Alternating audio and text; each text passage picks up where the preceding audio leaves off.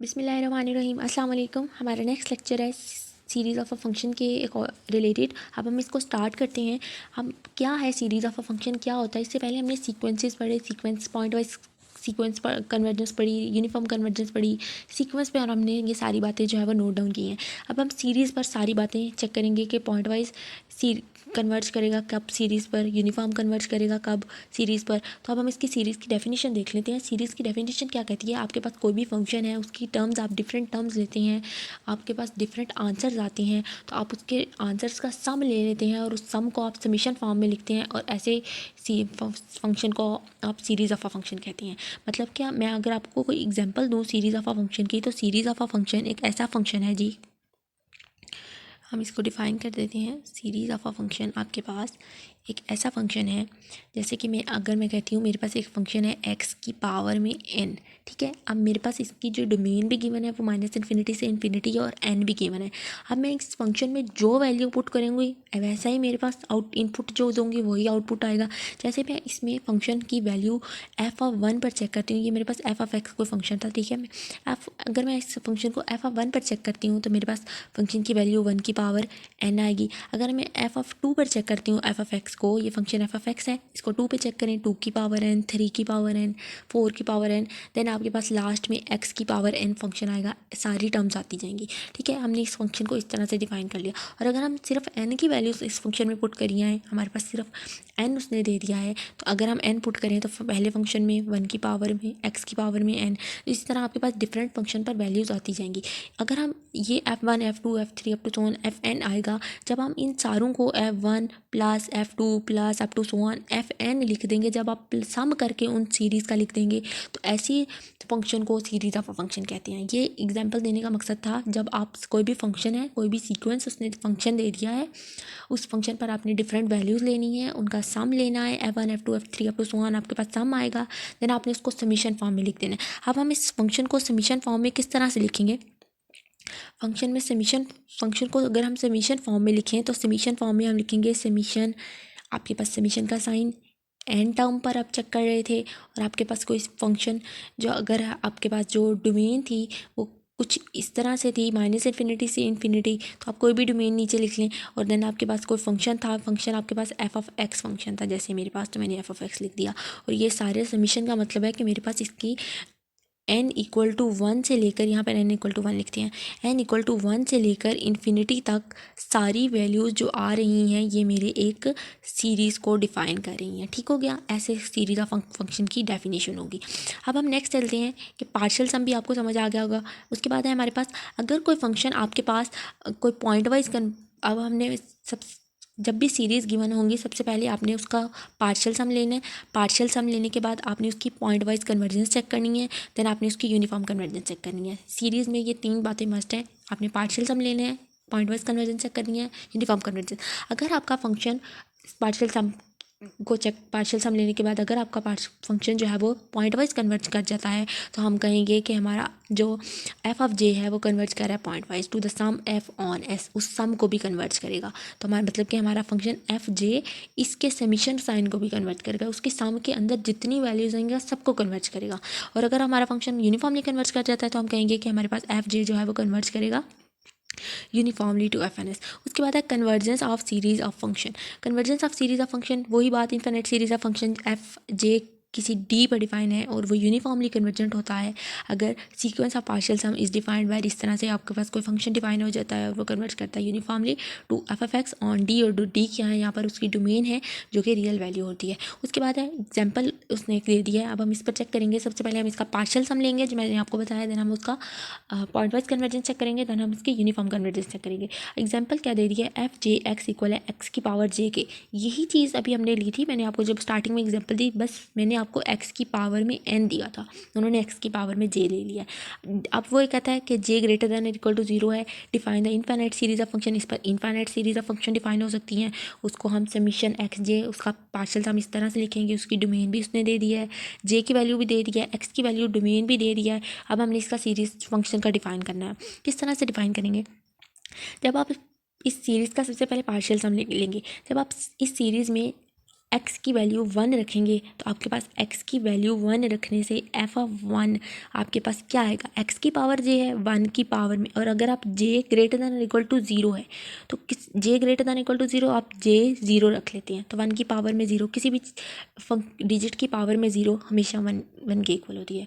अब आप अगर आप एफ ऑफ 2 लेते हैं, ठीक है, x2 ले रहे हैं आप, और आप j की कोई भी वैल्यू ले रहे हैं, अगर हम इसको x को एज इट इज़ रहने देते हैं, हम j की वैल्यूज़ ले लेते हैं। सबसे पहले हम यहाँ पर मज़ीद क्लैरिफाई करते हैं इस अपने पॉइंट को कि अगर हम फंक्शन जो है वो किस तरह से ले रहे हैं। आपके पास कोई फंक्शन है f, आपने j की वैल्यू लेना स्टार्ट करनी है, f1 आपका function x as it is, तो सबसे पहले हमारे पास x की पावर में n आ जाएगा, और अगर हम x इक्वल टू 1 आपके पास फंक्शन ले लेते हैं तो 1 आंसर आएगा।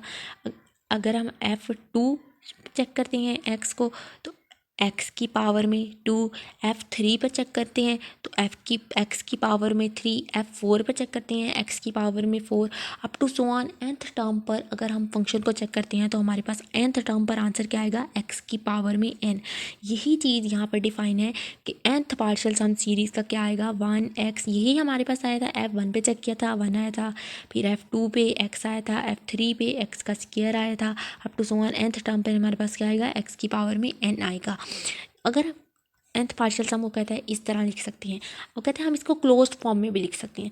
ये अगर आपको याद हो तो आपने रियल एनालिसिस कोर्स 1 में पढ़ा था, इससे पहले भी आपने पढ़ा होगा कि ये हमारे पास ऐसी सीरीज़ जो आती हैं वो ज्योमेट्रिक सीरीज़ होती हैं, और ज्योमेट्रिक सीरीज़ हमेशा कन्वर्जेंट सीरीज़ होती हैं, ठीक है। अब ये हमारे पास एक कन्वर्जेंट सीरीज़ है, अब लेकिन हमने ये तो चेक करना है कि वो पॉइंट वाइज कन्वर्जेंट है या यूनिफॉर्म कन्वर्जेंट है, ये हम चेक करेंगे। लेकिन वो कहता है कि हम इस सीरीज़ को क्लोज्ड फॉर्म में भी लिख सकते हैं। क्लोज्ड फॉर्म में किस तरह से लिख सकते हैं कि देखें, अब कहता है हम इस सीरीज़ को क्लोज्ड फॉर्म में लिखेंगे। किस तरह से क्लोज्ड फॉर्म में लिखेंगे, अगर वो x, इसको पहले चेक कर लेते हैं, अगर x इक्वल टू 1 हम इस सीरीज़ में रखें तो हमारे पास फंक्शन की वैल्यू क्या आएगी। हम x इक्वल टू 1 रख के चेक कर लेते हैं, 1, x इक्वल टू 1 यहाँ पर पुट करें 1, फिर 1 x का स्क्वायर पे 1 का square 1, then up to so on x की पावर n पर 1 की पावर 1।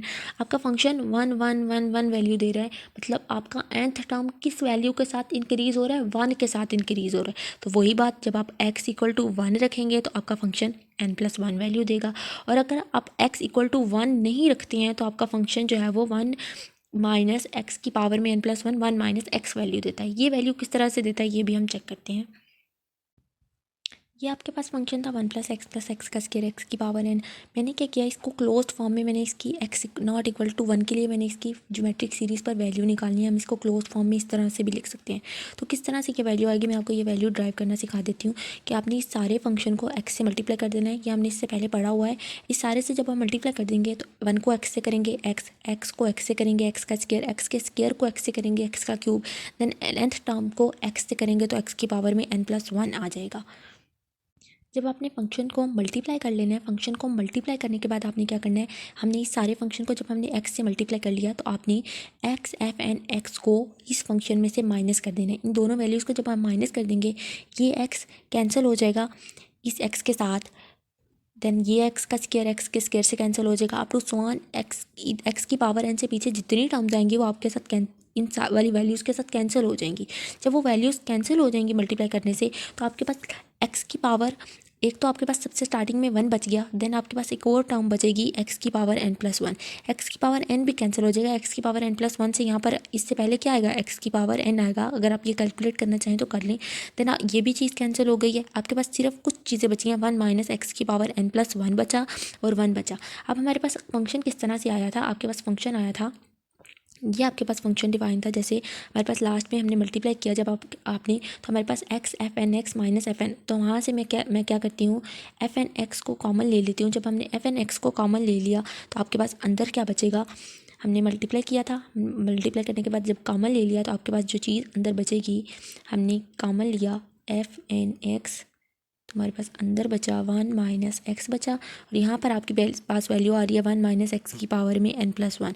ये 1 माइनस एक्स इससे मल्टीप्लाई हो रहा है, इधर आकर क्या हो जाएगा, डिवाइड। तो यही चीज़ x नॉट इक्वल टू 1 पर उसने डिफाइन की है। अब वो कहता है अगर x नॉट इक्वल टू 1 हो तो आपका फंक्शन ये वैल्यू देता है। किस तरह से ये वैल्यू देता है, अगर आप इसको मज़ीद क्लैरिफाई करना चाहें तो किस तरह से करेंगे कि आपके पास फंक्शन की जो वैल्यू है x नॉट इक्वल टू 1 पर ये आती है। अगर आप चेक करें आपका function x is not equal to 1 है, वन को छोड़कर आप जो भी वैल्यू पुट करेंगे ये फंक्शन जो है वो डिफाइन करेगा। अगर आप वन पुट करेंगे तो ये फंक्शन ज़ीरो हो जाएगा। जैसे मैं वन पुट करके देखती हूँ तो इसका वन माइनस एक्स ज़ीरो हो जाएगा और आंसर आपके पास इन्फिनिटी आ जाएगा।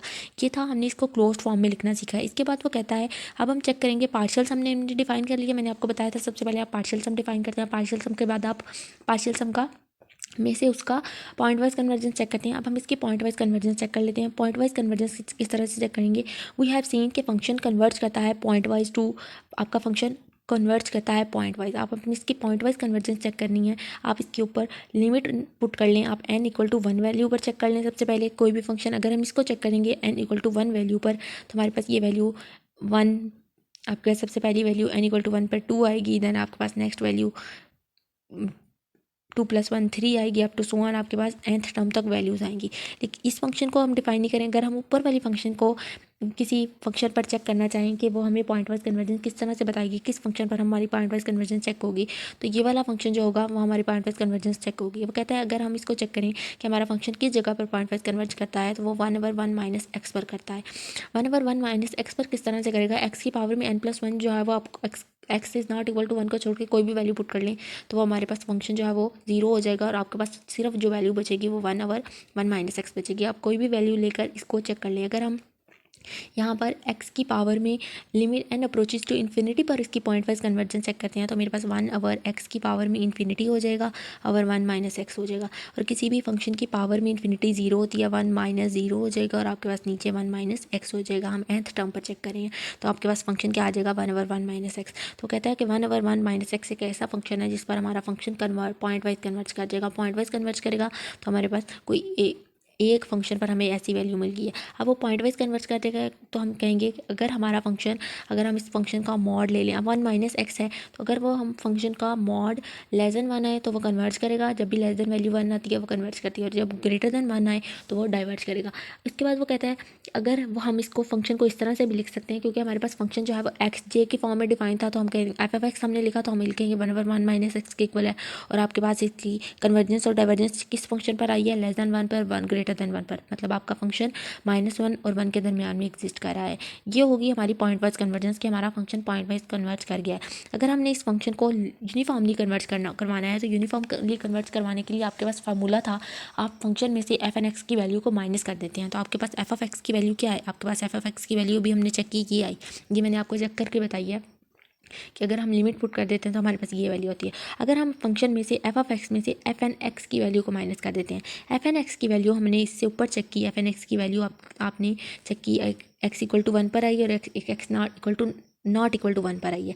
अब हमने क्या करना है? f(x) में से fn(x) को माइनस कर देना है। जब आप 1/1 माइनस एक्स में से हमने उधर से कोई भी वैल्यू उठानी है, जब आप फंक्शन में से आप माइनस करेंगे f(x) में से fn(x) को माइनस करेंगे, 1/1 माइनस एक्स आपका f(x) है, इसमें से मैं माइनस कर देती हूँ, यहाँ ही माइनस कर लेते हैं। किसको माइनस करना है? 1 माइनस एक्स की पावर में n+1 और 1 माइनस एक्स को माइनस करना है। अब 1 माइनस एक्स नीचे भी है, 1 माइनस एक्स इसके भी नीचे, आप एलसीएम ले लेंगे। जब आप एलसीएम लेंगे सेम 1 माइनस एक्स एलसीएम आ जाएगा। यहाँ पे माइनस का साइन है, यहाँ पर आपका साइन चेंज हो जाएगा, ये प्लस, ये 1 से कैंसिल हो जाएगा। जस्ट आपके पास जो चीज़ बचेगी वो एक्स की पावर में n+1 और 1 माइनस एक्स, ये वाला चीज़ आंसर आया हुआ है। अब वो कहता है ये वाला फंक्शन हम यूनिफॉर्मली कन्वर्जेंस चेक करें, हमने यूनिफॉर्म कन्वर्जेंस का यहाँ पर फार्मूला लगाया है तो कहता है can be made arbitrarily large taking. अब 1 माइनस एक्स है, अब 1 माइनस एक्स जैसे जैसे आपका फंक्शन 1 के करीब होता जाएगा, किस तरह से 1 के करीब होने का क्या मतलब है कि फंक्शन आपका 1 के करीब हो रहा है। 1 माइनस एक्स कोई फंक्शन है और वो 1 के करीब हो रहा है। देखिए अगर हम यहाँ पर x इक्वल टू 1 पुट करते हैं हमारा फंक्शन 0 हो जाएगा। तो कहता है इसका लाइन का क्या मतलब है कि जैसे जैसे x 1 की तरफ जाता जाएगा आपका फंक्शन रियल वैल्यू पर 1 की क्लोज होता जाएगा तो आपका फंक्शन क्या होगा? आपका फंक्शन इन्फिनिटी वैल्यू देगा। किस तरह से इन्फिनिटी वैल्यू देगा? देखें, अगर हम इस फंक्शन में 1 माइनस एक्स की इक्वल 1 पुट कर देते हैं तो 1 माइनस 1 ज़ीरो हो जाएगा और कोई भी x की पावर n+1 जब आपका 0 से डिवाइड होगा तो आपका आंसर इन्फिनिटी आएगा। तो कन्वर्जेंस तो यूनिफॉर्म नहीं हुई। कन्वर्जेंस यूनिफॉर्म कब होती थी? कन्वर्जेंस यूनिफॉर्म होती थी जब आपका आंसर 0 आता था, लेकिन हमारे पास कन्वर्जेंस जो आई है, हमने कन्वर्जेंस चेक की तो हमारे पास आंसर इन्फिनिटी आ गया और हमारे कन्वर्जेंस हम -1 और 1 के दरमियान में चेक कर रहे हैं। -1 और 1 के दरमियान में किस तरह से चेक कर रहे हैं कि आपके पास जब कन्वर्ज किया था पॉइंट वाइज और कन्वर्ज किया था और डाइवर्ज किया था तो -1 और 1 आया था।